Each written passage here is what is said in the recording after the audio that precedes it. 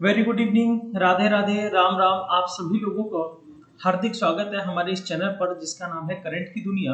और आज हम लोग यूपीएसआई के होने वाले एग्जाम को डिस्कस करेंगे और कुछ इंपॉर्टेंट टॉपिक्स पर भी हम लोग चर्चा करेंगे, क्योंकि आप लोगों को पता होगा कि आज की सीरीज में, आज की डेट में एग्जाम हुए और उन एग्जाम में जो जो क्वेश्चंस आए, तो क्वेश्चंस किस प्रकार से आए और हमें आगे किस प्रकार से चीजों को देखते हुए चलना है, तो उन सारी चीजों का हम लोग आज थोड़ा सा अध्ययन करेंगे।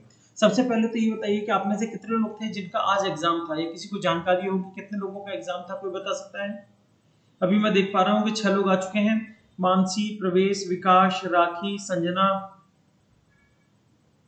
चाइनीज भी आ गया है, क्यूंग मी चिंग, कंचन भी आ गए हैं, सत्येंद्र भी आ गए। तो बता सकते हैं क्या कि आज कितने लोगों का एग्जाम था? किसी को पता हो अपने ग्रुप में से, अपने क्लास में से कितने लोगों का एग्जाम था? किसी का था क्या? और अगर एग्जाम था तो क्वेश्चंस कैसे आए? आप लोगों ने देखा होगा अलग अलग वेबसाइट्स में एनालिसिस भी दी गई है। तो मेरे हिसाब से जो पेपर था वो मॉडरेट लेवल पर था। अगर हम पॉलिटी की बात करेंगे तो पॉलिटी से कॉन्स्टिट्यूशनल अमेंडमेंट यानी संविधान संशोधन से भी क्वेश्चन पूछे गए थे। डिफरेंट जो कॉन्स्टिट्यूशनल केसेस है, जो संवैधानिक निर्णय है, सुप्रीम कोर्ट की जो रूलिंग्स है, उनसे रिलेटेड भी क्वेश्चंस आए हैं। इसके अलावा विभिन्न प्रकार के आर्टिकल से क्वेश्चंस भी पूछे गए हैं। अगर क्वेश्चन के लेवल को देखा जाए तो बहुत ज्यादा टफ नहीं है। अगर रीजनिंग की बात की जाती है, मैथ्स की बात की जाती है, तो ऐसा भी सुनने को आया कि रीजनिंग और मैथ्स में एक दूसरे के क्वेश्चन को रखा गया है। रीजनिंग में मैथ्स के कुछ क्वेश्चंस को रखा गया था और मैथ्स में रीजनिंग के कुछ क्वेश्चंस को रखा गया था। खैर, उन्होंने थोड़ा सा कंफ्यूज करने के लिए या बच्चों को थोड़ा सा भ्रमित करने के लिए कि रीजनिंग में क्यों है, या थोड़ा सा कंफ्यूज करने के लिए इस तरीके से चीजों को रखा। तो चलिए, हम लोग भी अभी नहीं तो कभी नहीं अगली परीक्षा सीरीज में लेकर के आए हैं यूपीएसआई 2021 के क्वेश्चंस को लेकर के।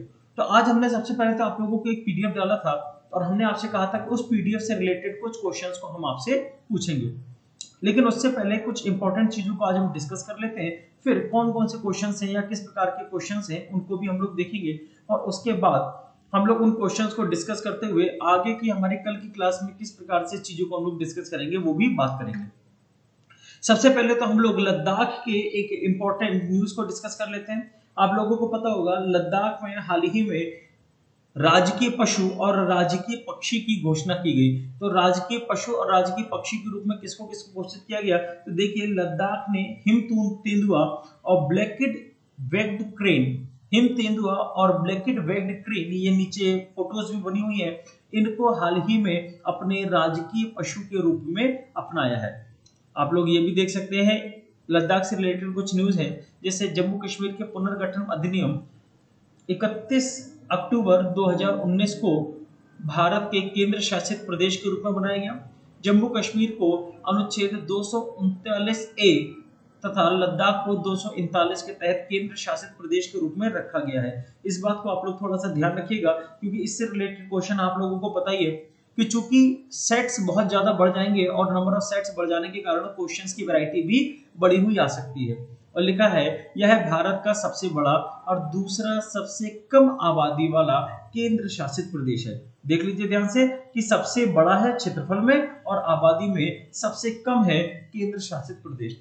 और यहाँ पर एक रेंज आती है काराकोरम रेंज, तो याद रखिएगा काराकोरम रेंज भी यहीं पर पाई जाती है। इसके अलावा इसकी सीमा किस किस से छूती है ये भी देख लीजिए। तो इसकी सीमा छूती है बेसिकली चीन से, पंजाब अधिकृत पाक अधिकृत कश्मीर से और अफगानिस्तान से इनकी सीमाएं भी छूती हैं। अब यहाँ पर अगर दर्रे की बात करें तो आप लोगों को ये याद रखना है कि यहाँ पर यानी लद्दाख में कौन कौन से दर्रे पाए जाते हैं। तो आघिल दर्रा हो गया, काराकोरम दर्रा हो गया, चांगला दर्रा हो गया, इमिसला दर्रा हो गया, खरदुंग दर्रा और नांगला दर्रा, थांगला दर्रा। तो ये जितने भी दर्रे हैं, 6 प्रमुख दर्रे यानी पासेस पाए जाते हैं। आई थिंक ये तो सबको पता होगा पासेस क्या होते हैं। तो बेसिकली जो पहाड़ी क्षेत्र होते हैं और पहाड़ों के बीच से काट करके जो सकरे रास्ते बनते हैं उन्हें क्या कहा जाता है?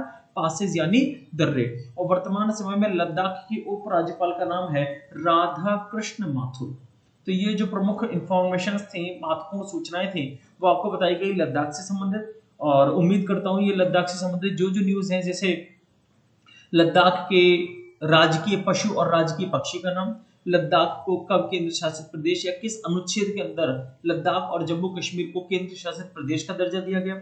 यह है भारत का सबसे बड़ा एवं दूसरा सबसे कम आबादी वाला केंद्र शासित प्रदेश है। इसके अलावा काराकोरम रेंज इसी में स्थित है और इसकी सीमा कहां-कहां से छू रही है? अफगानिस्तान से भी छूती है, पाक अधिकृत कश्मीर से छूती है और चीन से छूती है। ठीक है, और इसमें 6 प्रमुख दर्रे पाए जाते हैं, वो हमने आपको बता दिए। यहाँ तक क्लियर हो गया? तो कीर्ति, ज्योति, राजीव भी दिखाई दे रहे हैं, तो वेरी वार्म वेलकम, आप सभी लोग जल्दी से आ जाइए।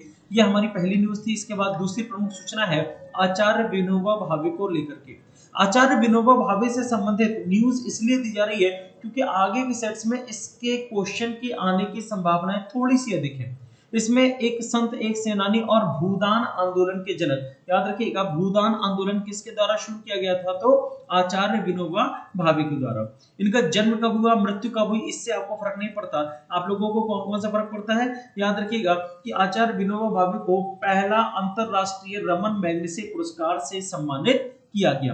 भारत के राष्ट्रीय अध्यापक और महात्मा गांधी के आध्यात्मिक उत्तराधिकारी माने जाते हैं। याद रखिएगा विनोबा भावे को ही महात्मा गांधी के आध्यात्मिक उत्तराधिकारी माना जाता है। अच्छा, आप में से कोई बता सकता है महात्मा गांधी के मानस पुत्र कौन थे? महात्मा गांधी के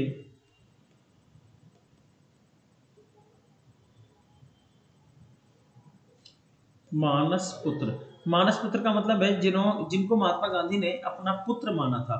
वैसे तो महात्मा गांधी की खुद की भी अपने 4 पुत्र थे, लेकिन किसे महात्मा गांधी ने अपना मानस पुत्र माना था? कोई बता सकता है? हिमांशु, कीर्ति, ज्योति, राजीव, विकास, राखी, संजना, युंग मीचिंग, कोई भी? इसका सही आंसर है जमुना लाल बजाज।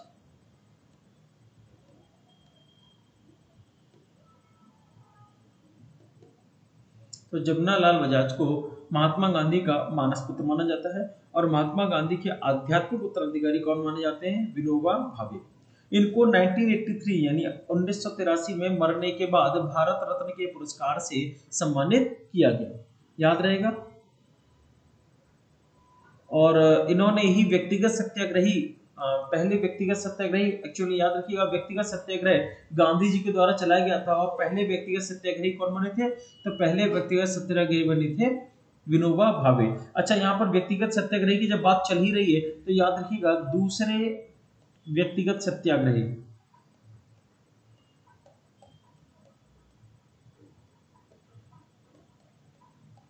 और ये थे JL नेहरू, यानी हम लोग जवाहरलाल नेहरू की बात कर रहे हैं। और तीसरे सत्याग्रही थे ब्रह्मदत्त।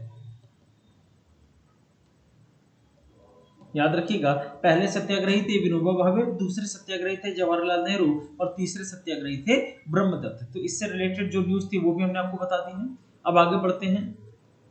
ठीक है, अगली न्यूज है भारत का पहला हरित hydrogen electrolyser giga factory Karnataka में। तो भारत की पहली green hydrogen electrolyser giga factory कहां पर है? कर्नाटक में इसको स्थापित किया गया। और किसके सहयोग से स्थापित किया गया? तो अमेरिका की एक कंपनी है जिसका नाम है ओहमियम इंटरनेशनल। ओहमियम इंटरनेशनल की सहायता से भारत के कर्नाटक में एक हरित हाइड्रोजन इलेक्ट्रोलाइजर फैक्ट्री का स्थापना की गई है। इसका फायदा क्या है? तो कहा जाता है कि आगे जाकर के जितने भी ऊर्जा के संसाधन होंगे उसमें हम लोग ऊर्जा के रूप में किसका उपयोग करेंगे? हाइड्रोजन का। और कहा जाता है अगर हाइड्रोजन का उपयोग करेंगे तो इसका जो वेस्ट मटेरियल है, अभी तक हम लोग जो पेट्रोल और डीजल का उपयोग करते हैं इनसे कार्बन डाइऑक्साइड और विभिन्न प्रकार की गैसें निकलती हैं, लेकिन अगर हाइड्रोजन का उपयोग करेंगे तो इनसे निकलेगा वाटर, H2O। अब वाटर का उपयोग करेंगे तो आप लोग सब जानते हैं कि वाटर से फायदा क्या है। बेसिकली अगर हम लोग वाटर की बात करेंगे तो जल अगर निकलता है तो जल को आसानी से उपयोग में लिया जा सकता है, उसका विभिन्न प्रकार के काम है। नहीं तो जल निकल करके वाष्पीकृत भी हो जाएगा।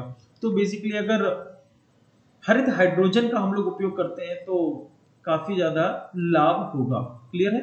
और इसके लिए नीचे देखिए लिखा है प्रोटॉन एक्सचेंज मेम्ब्रेन। तो बेसिकली यहाँ पर एक उपकरण का निर्माण किया जाएगा जिसका नाम है PEM, हाइड्रोजन इलेक्ट्रोलाइजर। हरित हाइड्रोजन के उत्पादन के लिए एक उपकरण है। यह पानी को हाइड्रोजन तथा पानी में तोड़ने के लिए अक्षय संसाधनों के रूप में बिजली का उपयोग करता है। तो प्रोटीन एक्सचेंज मेम्ब्रेन के द्वारा ही हाइड्रोजन को बनाया जाएगा और इसका उपयोग किया जाएगा ऊर्जा के लिए। ठीक है, तो हमें क्या याद रखना है, भारत का पहला हरित हाइड्रोजन इलेक्ट्रोलाइजर कहाँ पे स्थापित की जाएगी, कर्नाटक में। किस देश के सहयोग से, अमेरिका। और कौन सी फैक्ट्री है या कौन सी कंपनी है, तो ओहमियम इंटरनेशनल के द्वारा। याद रहेगा।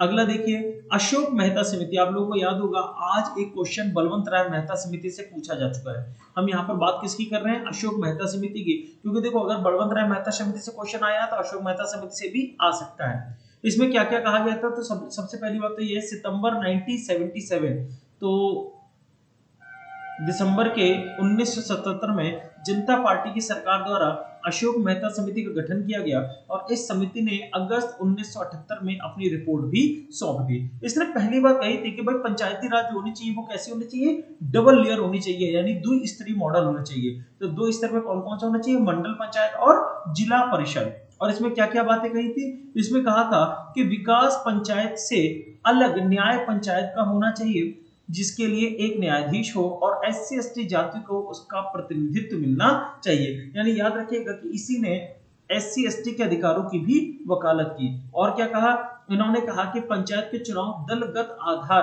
पर होने चाहिए, यानी दलों के द्वारा, लोगों के द्वारा नहीं कि कोई भी लोग खड़े हो जाते हैं, जो पार्टीज होती हैं उन्हीं के द्वारा इनके भी चुनाव होने चाहिए। पंचायतों के विघटन के बाद चुनाव 6 महीने के भीतर हो जाना चाहिए। अगर मान लीजिए पंचायत विघटित हो जाती है तो 6 महीने के भीतर वहां पे चुनाव हो जाने चाहिए। और फिर कहा गया पंचायती राज संस्थाओं को संवैधानिक दर्जा मिलना चाहिए। व्यवस्था के प्रभाव के मूल्यांकन हेतु सामाजिक अंकेक्षण होना चाहिए। सामाजिक अंकेक्षण का मतलब है कि भाई जिस पंचायत के द्वारा जो भी काम किया गया वो काम किस प्रकार का है, तो समाज के द्वारा उसकी जांच परख भी होनी चाहिए। तो अपने को इसमें क्या क्या याद रखना है कि ये कब आई थी, 1977 और 1978 में इसने अपनी रिपोर्ट सौंपी। कितने स्तरीय मॉडल की संस्तुति किया, रिकमेंडेशन दी, तो द्विस्तरीय मॉडल की, जिसमें यह भी कहा कि इसमें एक न्याय पंचायत भी होना चाहिए, जिसमें एक जज होना चाहिए और इसका प्रतिनिधित्व किसी एससी एसटी वर्ग के समूह के व्यक्ति के द्वारा किया जाना चाहिए। तो आई थिंक ये न्यूज भी बड़ी इंपॉर्टेंट है। यहाँ पर एक लिस्ट है आपके सामने और इस लिस्ट में भारत में प्रथम, अगर हम भारत में प्रथम राष्ट्रपति की बात करेंगे, महिला राष्ट्रपति, तो प्रतिभा पाटिल।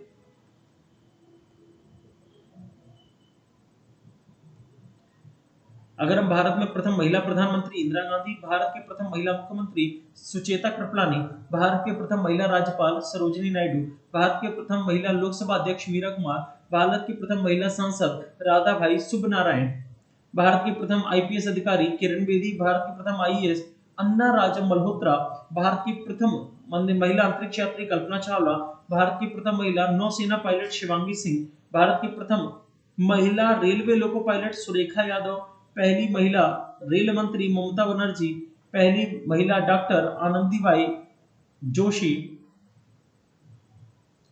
पहली महिला एयरलाइन पायलट सरला ठकराल, पहली महिला शिक्षिका सावित्रीबाई फुले, पहली महिला बस चालक बसंती कुमारी, पहली महिला शिक्षा मंत्री शीला कौर, पहली महिला वकील कार्नेलिया सोराबजी, पहली मिस यूनिवर्स सुष्मिता सेन, प्रथम महिला केंद्रीय मंत्री राजकुमारी अमृत कौर और प्रथम महिला जो भारत रत्न से सम्मानित हैं इंदिरा गांधी।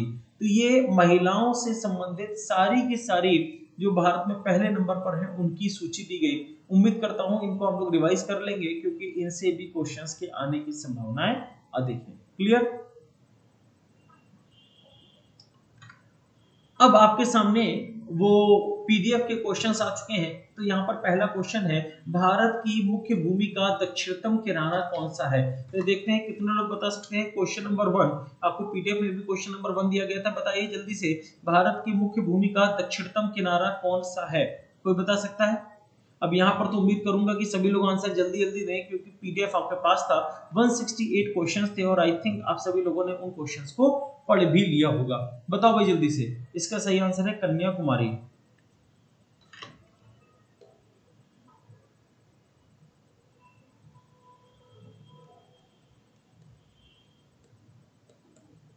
बिल्कुल सही बताया। दूसरा क्वेश्चन है, भारत में सबसे पहले सूर्य किस राज्य में निकलता है। क्वेश्चन नंबर 2 आपके सामने आ चुका है। भारत में सबसे पहले सूर्य किस राज्य में निकलता है। अरुणाचल प्रदेश। बिल्कुल सही बताया।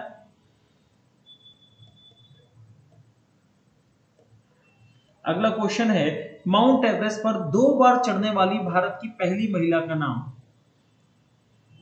बताओ भाई। अच्छा, सारे आंसर लाइन से लिखते जा रहे हो। संतोष यादव।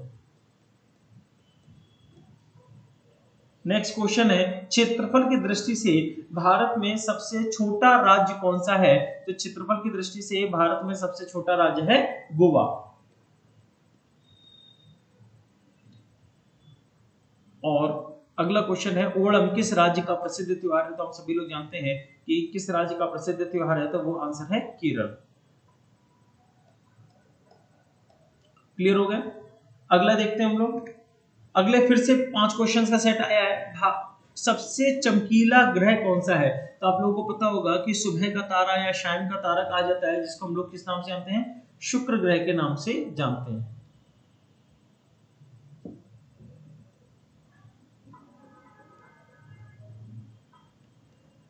अगला क्या है किस देश की स्थल सीमा सर्वाधिक देशों के साथ लगती है? तो आप लोगों को पता ही है चीन के साथ सबसे ज्यादा सीमा लगती है। अगला क्वेश्चन ध्यान से देखिए कि अगर बैरोमीटर पर रीडिंग बहुत तेजी से नीचे गिर रही है, इसका मतलब क्या है? ध्यान से देखो और इसका आंसर बताइए कि अगर बैरोमीटर पर जो रीडिंग है वो बहुत तेजी से नीचे गिर रही है, इसका मतलब क्या होता है बताइए। बैरोमीटर पर अगर बहुत तेजी से रीडिंग गिर रही है तो इसका मतलब क्या है?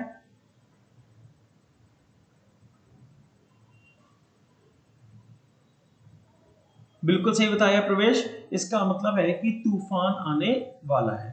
ठीक है। अगला क्वेश्चन है भारतीय मरुस्थल का नाम क्या है? भारत में जो रेगिस्तान पाया जाता है उसका नाम क्या है? भारत में जो रेगिस्तान है, मरुस्थल है, उसका नाम क्या है? तो थार मरुस्थल है। याद आया? और फिर है काजीरंगा राष्ट्रीय अभ्यारण्य। बताओ भाई काजीरंगा राष्ट्रीय अभ्यारण्य कहाँ स्थित है? तो काजीरंगा राष्ट्रीय अभ्यारण्य स्थित है असम में। क्लियर? चलिए अगले क्वेश्चंस की तरफ हम लोग आगे बढ़ते हैं। अगला क्वेश्चन है पृथ्वी अपनी धुरी पर किस दिशा में घूमती है? तो आप लोगों को याद रखना कि केवल 2 ग्रह ऐसे हैं जो घूमते हैं क्लॉकवाइज। क्लॉकवाइज का मतलब क्या होता है?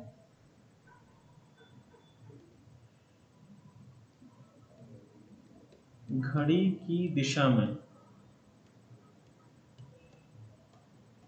तो घड़ी की दिशा में जो घूमने वाले ग्रह होते हैं, इसका मतलब है वो घूमते हैं पूर्व से पश्चिम।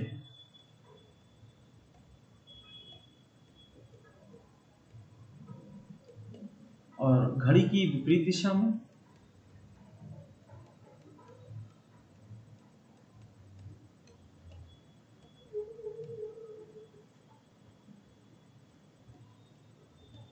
पश्चिम से पूर्व, पूर्व से पश्चिम और पश्चिम से पूर्व। याद रहेगा? अब इसको ध्यान से समझो।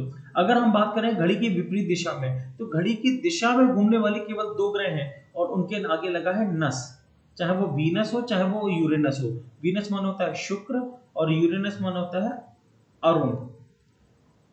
तो अरुण ग्रह और शुक्र ग्रह ये दोनों घड़ी की दिशा में घूमते हैं। इसके अलावा जितने भी ग्रह घूमते हैं वो सब कहाँ घूमते हैं? घड़ी की विपरीत दिशा में। तो अब यहाँ पर पूछा गया कि पृथ्वी किस डायरेक्शन में घूमता है, तो सिंपल सी बात है घड़ी की विपरीत दिशा में, यानी पश्चिम से पूर्व दिशा की ओर।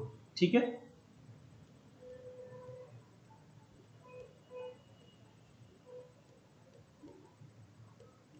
अगला कौन सा है भारत का सबसे बड़ा बांध कौन सा है? बताओ भाई भारत का सबसे बड़ा बांध कौन सा है? किसी को पता है भारत का सबसे बड़ा बांध कौन सा है?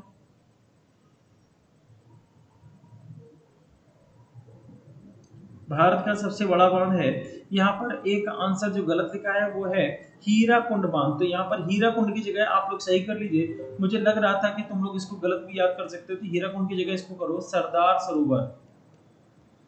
इसको मैंने क्लास में भी कराया था। याद रखिएगा भारत का सबसे बड़ा बांध कौन सा है? सरदार सरोवर बांध। अगर हम ये पूछते हैं भारत का सबसे लंबा बांध, तो लंबा बांध होता है हीराकुंड बांध। याद रखिएगा, लंबा बांध है हीराकुंड बांध, ऊंचा बांध है टिहरी बांध, और सबसे बड़ा बांध है सरदार सरोवर बांध। अगला क्वेश्चन इसी में दिया गया है कि भारत की तट रेखा कितनी है। तो बताइए भाई, भारत की तट रेखा कितनी है? तो वो है 7516 किलोमीटर। 7516 किलोमीटर। अगला क्वेश्चन है, विश्व में अभ्रक यानी माइका का उत्पादन किस देश में सबसे ज्यादा होता है? तो ये भारत आता है। भारत में माइका यानी अभ्रक का उत्पादन सबसे ज्यादा होता है। क्लियर? अगला क्वेश्चन है, विश्व का सबसे बड़ा महाद्वीप कौन सा है? तो ये बच्चों वाला प्रश्न हो गया, हम सभी लोग जानते हैं विश्व का सबसे बड़ा महाद्वीप है एशिया। इसमें से जितने लोगों ने हीराकुंड आंसर बताया है वो थोड़ी सी याद रखें। ज्योति, ध्यान से देख लो, मैंने आपको फिर से यहाँ पर करेक्ट किया है। क्वेश्चन नंबर 17 में जो दिया है भारत का सबसे बड़ा बांध, तो सबसे बड़ा बांध सरदार सरोवर बांध है। मैं जानता हूँ कि आपको जो पीडीएफ दिया गया उस पीडीएफ में हीराकुंड बांध को बताया गया है, लेकिन इसका आप लोग सही कर लीजिए कि सरदार सरोवर बांध सबसे बड़ा बांध है। याद रहेगा।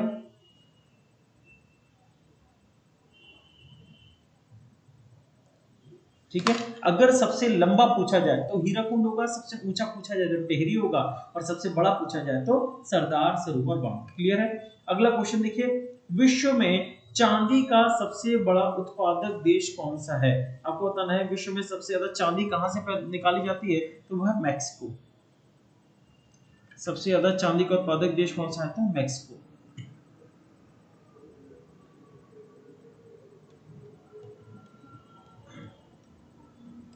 अगला क्वेश्चन है, क्षेत्रफल के अनुसार विश्व का सबसे छोटा देश कौन सा है? और आप लोगों को पता होगा, हाल ही में नरेंद्र मोदी अपने यहाँ से उस देश में भी गए थे, और उसका नाम है वेटिकन सिटी। और एक बात कही जाती है कि वो कौन सा देश है जिस देश में जाने के लिए आपका क्रिश्चियन होना जरूरी है? वेटिकन सिटी, यानी वेटिकन सिटी में केवल क्रिश्चियंस को ही अनुमति मिलती है। और वो कौन से देश है या वो कौन सी जगह है जहाँ पर जाने के लिए मुस्लिम होना जरूरी है? तो मक्का मदीना में अगर जाते हैं तो वहाँ पर मुस्लिम को ही जाने की परमिशन मिलती है। अब मुद्दे की बात ये कि वेटिकन सिटी में मोदी जी गए तो मोदी जी को परमिशन मिल गई, तो फिर वही बात होती है कि जो बड़े लोग बड़े नेता जाते हैं तो उनके लिए फिर ये जो छोटी मोटी बातें हैं वो हटा दी जाती हैं। अगला क्वेश्चन है, स्वेज नहर किन दो सागरों को जोड़ती है? अगर स्वेज नहर की बात की जाए तो ये भूमध्य सागर और लाल सागर को जोड़ती है।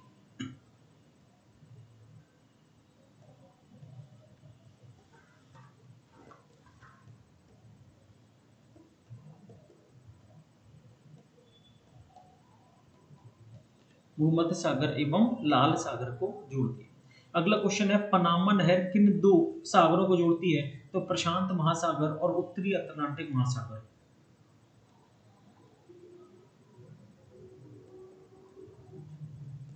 प्रशांत महासागर एवं उत्तरी अटलांटिक महासागर। अगला है, भारत के संघीय क्षेत्र दादर एवं नागर हवेली की राजधानी कौन सी है? तो अगर दादर एवं नागर हवेली की राजधानी की बात की जाए तो वो राजधानी है सिलवासा। याद रखिएगा, ये क्वेश्चंस को याद कराने का एक प्रकार है कि शायद इस तरीके से भी हम लोग चीजों को याद कर सकें। अब इन क्वेश्चंस के बाद हम लोग अगला क्वेश्चन देखते हैं, किस संगठन के साथ नीति आयोग ने शून्य प्रदूषण वाले डिलीवरी वाहनों के लिए शून्य अभियान शुरू करने की भागीदारी दी? यहां से देखिएगा, किस संगठन के साथ नीति आयोग ने शून्य प्रदूषण वाले डिलीवरी वाहन के लिए शून्य अभियान शुरू करने की भागीदारी दी? तो अगर इस संगठन की बात करेंगे तो इस संगठन का नाम है रॉकी माउंटेन इंस्टीट्यूट।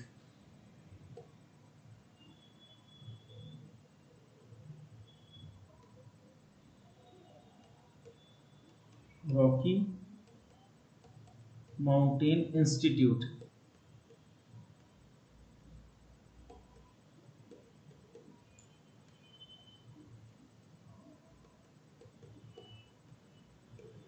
ठीक है। तो रॉकी माउंटेन इंस्टीट्यूट ने ये भागीदारी लेके ऐसे वाहनों को आगे बढ़ाया जाए, प्रमोट किया जाए जो प्रदूषण नहीं करते हैं। यानी कुल मिलाकर के सीएनजी से चलने वाले वाहन या इलेक्ट्रिसिटी विद्युत से चलने वाले वाहन। अगला क्वेश्चन है, किन देशों के साथ अमेरिका ने हिंद प्रशांत के लिए एक नई त्रिपक्षीय सुरक्षा साझेदारी की घोषणा की? हिंद प्रशांत यानी हिंद महासागर और प्रशांत महासागर के साथ तो कौन से दो देश हैं जिनके साथ त्रिपक्षीय सुरक्षा साझेदारी की घोषणा की है? और इसमें देश हैं ऑस्ट्रेलिया और यूनाइटेड किंगडम। ऑस्ट्रेलिया,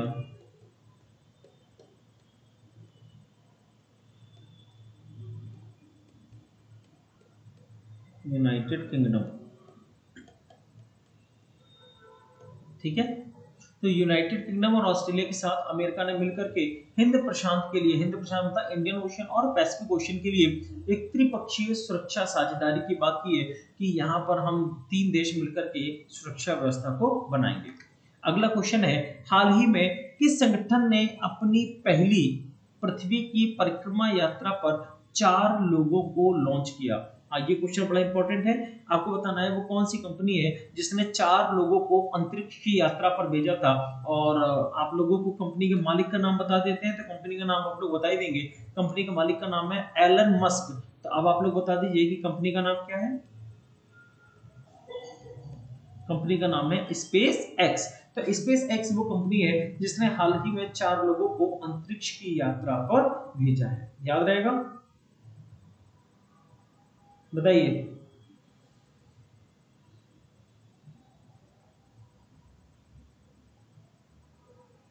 इसके लिए उन्होंने एक प्रतियोगिता कराई थी, एक कंपटीशन कराया था, तो उसमें 2 लोग विजयी हुए थे, उन लोगों को भेजा गया। साथ में एक आदमी को इसलिए भेजा गया था ताकि उनके स्वास्थ्य का ध्यान रखा जा सके।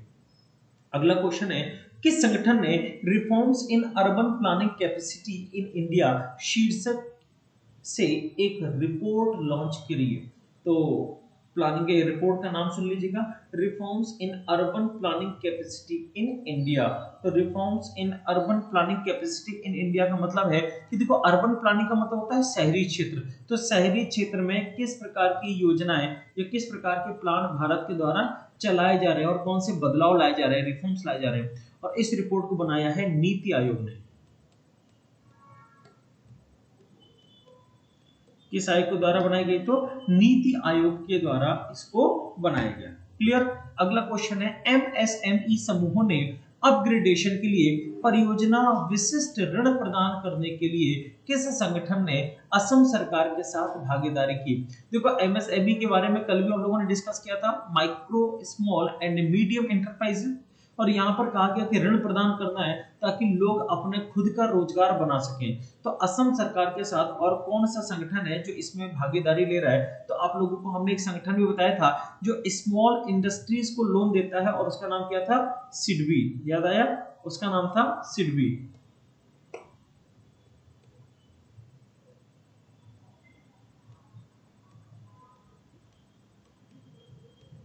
तो सिडबी ने असम सरकार के साथ एक समझौता किया कि आपके यहाँ अगर कोई भी अपना उद्योग खोलने के लिए लोन लेना चाहेगा तो हम उसको सहायता प्रदान करेंगे। क्लियर।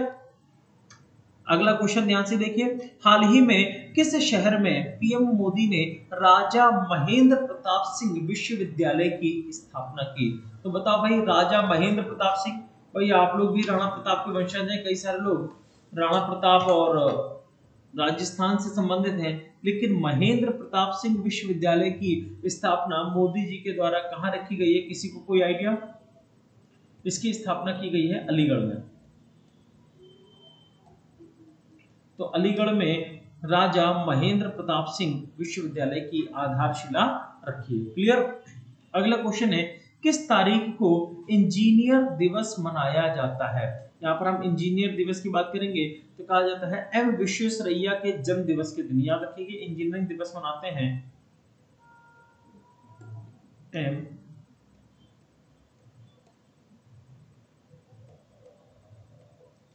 विश्वेश्वरैया के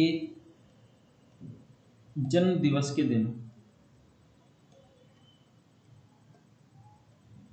और जन्म दिवस के दिन कब मनाते हैं? 15 सितंबर।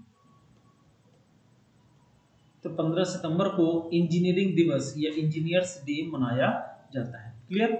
अगला क्वेश्चन है, हाल ही में सूचना एवं प्रसारण मंत्रालय ने फर्जी खबरों का मुकाबला करने के लिए किस सोशल मीडिया प्लेटफॉर्म पर अपना अकाउंट लॉन्च किया। हम लोगों के साथ कई सारी चीजें हैं, आप लोगों ने देखा होगा, आप लोगों के एग्जाम के लिए भी फेक न्यूज आती थी कि भाई आपके एडमिट कार्ड आ गए, आपका ये हो गया, आपका वो हो गया, और हम लोग जो ऐसी न्यूज आती थी उनको सही मान लेते थे और उसी के हिसाब से काम करते रहते थे। बाद में पता चलता था वो न्यूज तो फेक है। तो उसी तरीके से भारत में किसी भी प्रकार की कोई भी गलत खबर ना आए, तो इसके लिए सूचना एवं प्रसारण मंत्रालय के द्वारा एक अकाउंट बनाया गया है। और उस अकाउंट को कहां पर बनाया गया है, तो टेलीग्राम में। तो टेलीग्राम में वो अकाउंट इसलिए बनाया गया ताकि अगर कोई भी गलत सूचना आती है तो उस गलत सूचना को वहां पर ठीक किया जा सके। तो अब क्या किया जाएगा कि टेलीग्राम पर पहले तो सरकार या ये मंत्रालय पता लगाएगा कि कौन कौन सी फर्जी खबरें चल रही हैं और उनकी सही खबरें क्या है ये बताया जाएगा। ये कौन सी खबर गलत है इनके बारे में लोगों को आगाह किया जाएगा ताकि लोग उनसे प्रभावित ना हो।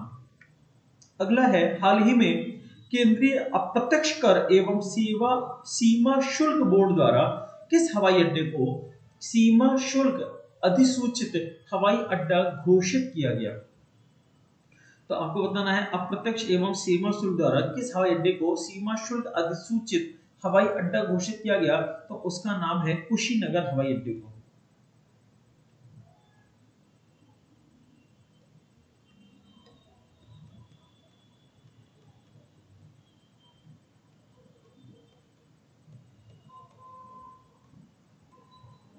'इसको किया गया तो कुशीनगर हवाई अड्डा। ऐसा कहा जाता है कि जो कुशीनगर हवाई अड्डा है यहाँ पर इसीलिए इसको बनाया गया ताकि आसानी से दूसरे देश में यहाँ पर से लोगों की आवाजाही हो सके। बेसिकली अप्रत्यक्ष कर एवं सेवा शुल्क बोर्ड को यहाँ पर स्थापित इसीलिए कर दिया गया क्योंकि कुशीनगर एक ऐसा स्थान है जो बौद्ध धर्म का पवित्र केंद्र माना जाता है और बहुत सारे बौद्ध भिक्षु और बौद्ध धर्म को मानने वाले लोग यहाँ से आते और जाते हैं। अब अगर यहाँ पर इस तरीके से बोर्ड नहीं होगा तो लोग सामान को लाते हैं और ले जाते हैं तो उनको दिक्कत होगी। तो उन सारी दिक्कतों को दूर करने के लिए कुशीनगर में इसको स्थापित किया गया। अगला क्वेश्चन है, प्रोजेक्ट उड़ान हिंदी दिवस के दिन कहां पर शुरू किया गया। तो प्रोजेक्ट उड़ान सबसे पहले तो हिंदी दिवस बताओ कब मनाया जाता है। तो हिंदी दिवस मनाया जाता है 14 सितंबर को। ये तो पता ही होगा सबको।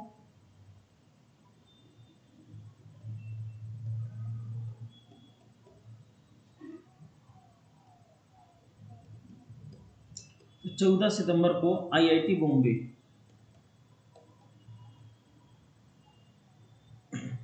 14 सितंबर को आईआईटी बॉम्बे के द्वारा कौन सा प्रोजेक्ट चालू किया गया, प्रोजेक्ट उड़ान प्रारंभ किया गया।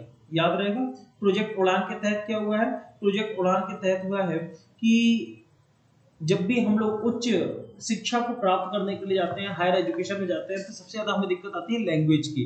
तो ऐसी भाषा की दिक्कत ना आए और हर लैंग्वेज में कोर्स अवेलेबल हो, पढ़ने की पुस्तकें अवेलेबल हो, ताकि ये नहीं कि केवल किताब अंग्रेजी में अवेलेबल है, हिंदी वाले उनको पढ़ ही नहीं पा रहे हैं। तो हर भाषा में बुक्स और ज्ञान अवेलेबल होना चाहिए। यानी सीधी बात है कि भाषा ज्ञान की प्राप्ति में बाधक नहीं होनी चाहिए। तो हिंदी दिवस के दिन हम लोगों ने कोशिश की है कि अब कोर्स को किस में लाया जाए, हिंदी में लाया जाए, ताकि अगर इंजीनियर्स हिंदी में भी पढ़ना चाहते हैं तो हिंदी में भी पढ़ सकें। क्लियर हो गया। चलिए अगला क्वेश्चन है, पे नाउ जिसके साथ भारत ने यूनिफाइड पेमेंट इंटरफेस यूपीआई को जोड़ने की घोषणा की है। तो आपको बताना है किस देश का इंटरफेस है पे नाउ। जैसे अपने यहाँ यूपीआई होता है, आपको पता है भीम ऐप के थ्रू हम लोग यूपीआई के थ्रू पेमेंट करते हैं, लेकिन एक दूसरे देश का ऐसे पेमेंट गेटवे है जिसका नाम है पे नाउ। आपको बस ये बताना है कि ये जो पे नाउ गेटवे है ये किस देश का गेटवे है, पे नाउ। और अगर पे नाउ की बात करते हैं तो ये बेसिकली संबंधित है सिंगापुर से। कहां से संबंधित है, तो सिंगापुर से संबंधित है पे नाउ गेटवे। मैं आपको फिर से बता रहा हूं कि हम लोग यहां पर जो सितंबर तक की करंट अफेयर्स है उसको टारगेट कर रहे हैं। क्वेश्चंस आपको टकराएंगे, अलग अलग सेट्स में अलग अलग क्वेश्चन आने हैं। यकीन मानिए जिस तरीके के पेपर्स को देखा गया है तो पेपर में क्वेश्चंस के आने की संभावना है। आपको ये भी पता होगा कि करंट अफेयर्स के क्वेश्चन भी अच्छे खासे आए हैं। तो निश्चित रूप से आप लोग चीजों को पढ़ते चलिए, मेमोराइज करते चलिए, बहुत ज्यादा याद करने पर प्रेशर मत डालिए, केवल देखते हुए चलिए तो भी चीजें आपको याद हो जाएगी और एग्जाम में आप लोग क्वेश्चंस सही कर देंगे। अगला क्वेश्चन है इटालियन ग्रैंड प्रिक्स 2021 किसके द्वारा जीती गई? तो इटालियन ग्रैंड प्रिक्स 2021 की बात करते हैं तो ये जीता गया डेनियल रिकियार्डो।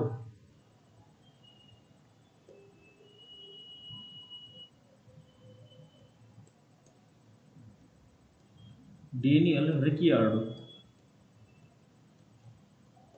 तो डेनियल रिकियार्डो के द्वारा इटालियन ग्रैंड प्रिक्स 2021 को जीता गया है, याद रहेगा। अगला क्वेश्चन ध्यान से देखिए। अगला क्वेश्चन है किस देश ने रक्त परीक्षण का दुनिया का सबसे बड़ा परीक्षण शुरू किया जहां पर वे 50 से अधिक प्रकार के कैंसर का पता लगाएंगे? तो आपको उस देश का नाम बताना है जो रक्त परीक्षण के माध्यम से 50 से भी ज्यादा प्रकार के कैंसर का पता लगाने का काम शुरू कर रहे हैं। ऑब्वियस सी बात है कि भारत तो इतना बड़ा इनिशिएटिव अभी तो ले ही नहीं सकता, तो अभी जिसने लिया है उसका नाम है यूके, यूनाइटेड किंगडम।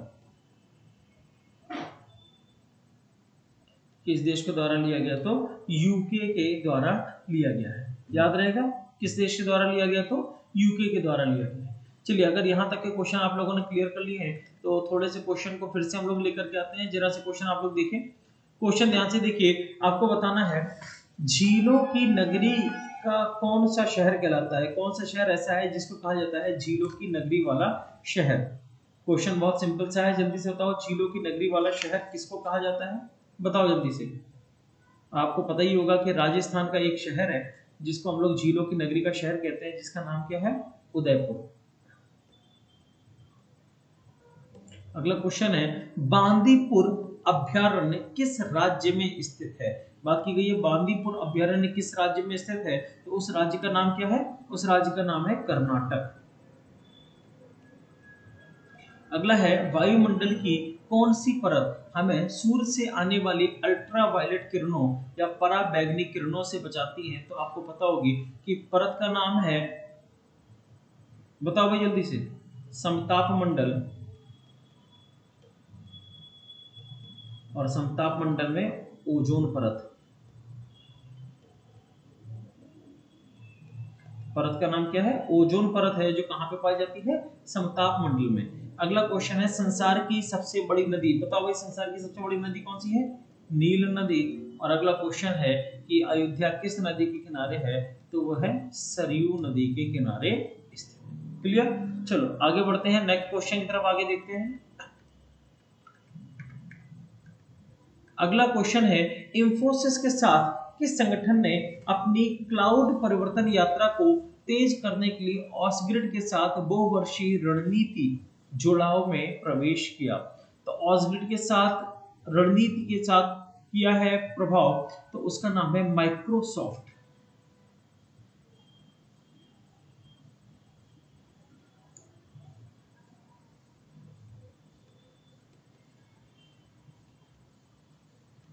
क्या नाम है? माइक्रोसॉफ्ट, याद रहेगा। किसके साथ किया है? तो माइक्रोसॉफ्ट के साथ किया है। सॉरी, मैं माइक लगाना भूल गया था। क्या तुम लोग को आवाज आ रही थी या केवल अंदाज से काम चल रहा था तुम लोग का? अब साउंड में कोई परिवर्तन आया या पहले ही जैसे साउंड है? एक बार बता दीजिए।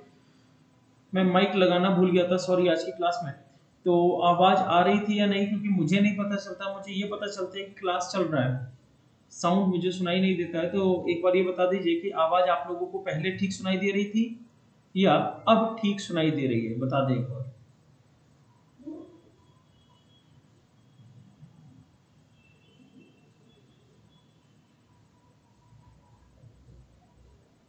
आ रही थी, चलो अच्छी बात है भाई।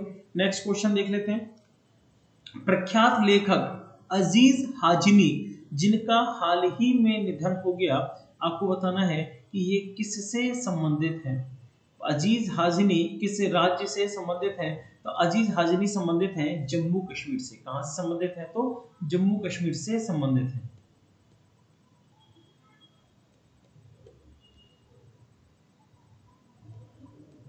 J&K, जम्मू कश्मीर से संबंधित है, नाम है अजीज हाजिनी, याद रहेगा। अगला क्वेश्चन ध्यान से देखिए। अगला क्वेश्चन है हाल ही में गुजरात के मुख्यमंत्री के रूप में किसने शपथ ली? इंपॉर्टेंट क्वेश्चन है, बता दो भाई। गुजरात के मुख्यमंत्री कौन है वर्तमान समय में? कौन बता सकता है गुजरात के मुख्यमंत्री?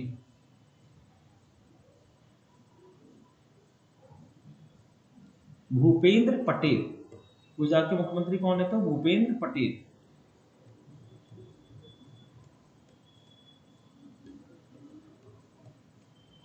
ठीक है, गुजरात के मुख्यमंत्री हैं भूपेंद्र पटेल।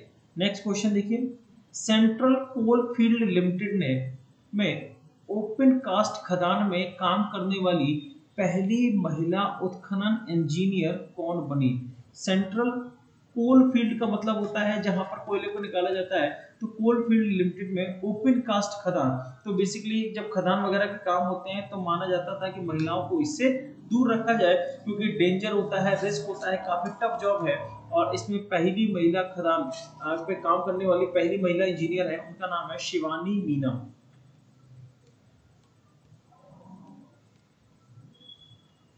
शिवानी मीना, याद रहेगा, नाम क्या है? शिवानी मीना। नेक्स्ट क्वेश्चन देखिए, लेबनान के नए प्रधानमंत्री के रूप में किसे नियुक्त किया गया? और लेबनान के नए प्रधानमंत्री के रूप में नियुक्त किया गया है नजीब मिकाती, नजीब मिकाती को।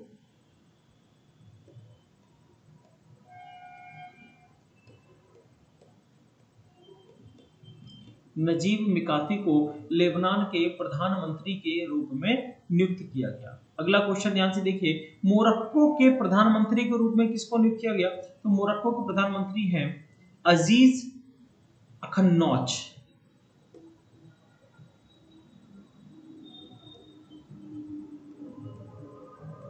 अजीज अखन्नौच, ठीक है, अजीज अखन्नौच को मोरक्को के प्रधानमंत्री के रूप में नियुक्त किया गया। अगला क्वेश्चन है, human rights and terrorism in India पुस्तक के लेखक का नाम बताइए। इस पुस्तक को तुम लोग याद कर लेना, क्योंकि ये पुस्तक किसी ना किसी सेट में तो आएगी। मैं ये नहीं कह सकता कि आपके ही सेट में आए, लेकिन किसी ना किसी सेट में इसको पूछा जाएगा, ह्यूमन राइट्स एंड टेररिज्म। और इस पुस्तक के लेखक का नाम है सुब्रमण्यम स्वामी।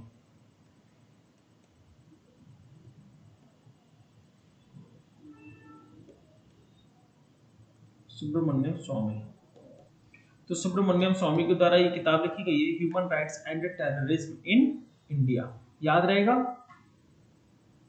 चलिए, तो अगर यहां तक के क्वेश्चंस आप लोगों ने क्लियर कर लिए हैं, तो अब मैं 5 क्वेश्चन आपसे और करूंगा, और इसके बाद हम लोग अपनी सीरीज को यहीं पर आज समाप्त करेंगे।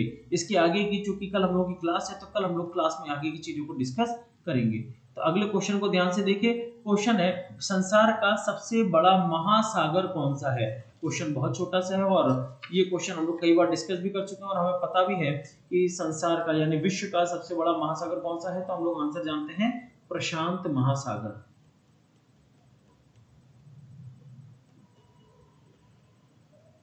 यहीं पर पूछा जाए कि भारत की मानक समय रेखा कौन सी है, तो भारत की मानक समय रेखा है 82.5 डिग्री।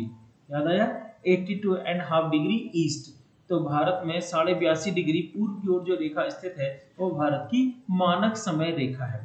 यहाँ पर ये क्वेश्चन बड़ा इंपॉर्टेंट है। ये क्वेश्चन पहले कई बार एग्जाम में पूछा जा चुका है कि जो विश्व का सबसे बड़ा रेल मार्ग है, जो ट्रांस साइबेरियन रेल मार्ग कहलाता है, जिसकी लंबाई 9438 किलोमीटर है, आपको बस ये बताना है कि ये रेल मार्ग किन 2 स्थानों को जोड़ता है। तो याद रखिएगा, ये जोड़ता है सेंट पीटर्सबर्ग से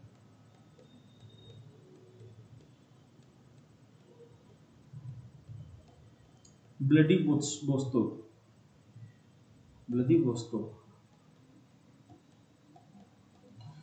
सेंट पीटर्सबर्ग से व्लादिवोस्तोक। और याद रखिएगा, ये जो वोस्तोक है, वोस्तोक नाम की जो जगह है रूस में, वो विश्व की सबसे ठंडी जगह है, वोस्तोक।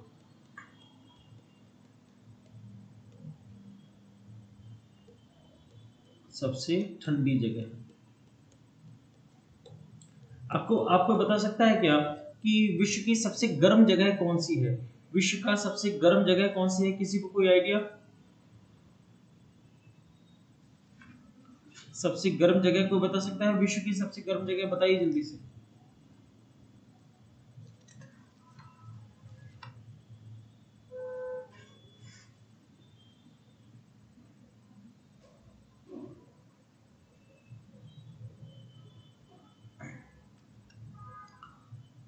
यहाँ पर संजना ने क्वेश्चन पूछा है 119 क्वेश्चन, ठीक है क्या पीडीएफ का? संजय क्वेश्चन को ध्यान से देखो, क्वेश्चन में ये लिखा है कि सूर्य का प्रकाश चंद्रमा से पृथ्वी तक कितने समय में पहुंचता है। याद रखना, ये वो नहीं पूछ रहा कि सूर्य का प्रकाश सूर्य से कितने समय में। देखो अगर हम लोग पृथ्वी से चंद्रमा को देखते हैं तो हमें चंद्रमा दिखाई देता है। अब चंद्रमा दिखाई दे रहा है तो इतना भी हम जानते हैं कि चंद्रमा में अपना प्रकाश नहीं है। चंद्रमा अगर प्रकाशित है तो किसके प्रकाश से? सूर्य के प्रकाश से। अब सूर्य के प्रकाश से प्रकाशित है तो इन्होंने ये पूछा कि चंद्रमा से आने वाला जो प्रकाश है वो कितने समय में दिखाई देता है, तो वो है 1.3 सेकंड, तो वो सही लिखा हुआ है। अब यहाँ पर अगला क्वेश्चन है, अमरकंटक नदी का उद्गम स्थल क्या है? आप में से बताइए जल्दी से, अमरकंटक नदी का उद्गम स्थल, और वो स्थल है नर्मदा नदी। क्लियर है? नर्मदा नदी, अमरकंटक से कौन सी नदी निकलती है? तो नर्मदा नदी निकलती है। और अगला है, भारत में जिप्सम का सर्वाधिक उत्पादन कहां से होता है? तो भारत में जिप्सम का सर्वाधिक उत्पादन होता है राजस्थान से। कहां से होता है? तो राजस्थान से होता है। तो उम्मीद करता हूं आज हम लोगों ने जितने भी क्वेश्चंस देखे, आप लोगों ने कई सारे क्वेश्चंस पढ़े होंगे, और ये सारे के सारे क्वेश्चंस बहुत इंपॉर्टेंट है, बहुत महत्वपूर्ण है। सौरभ का कहना है 500 सेकेंड। बेटा तुम्हें पता है ना प्रकाश की चाल कितनी होती है? 3 लाख किलोमीटर पर सेकेंड। अब 3 लाख किलोमीटर पर सेकेंड है तो जो हमारा चंद्रमा है वो 3,84,000 किलोमीटर तो दूर है, तो 1 सेकंड से थोड़ा सा ज्यादा समय लगेगा। 500 सेकंड इसका आंसर नहीं हो सकता है। क्लियर हो गया?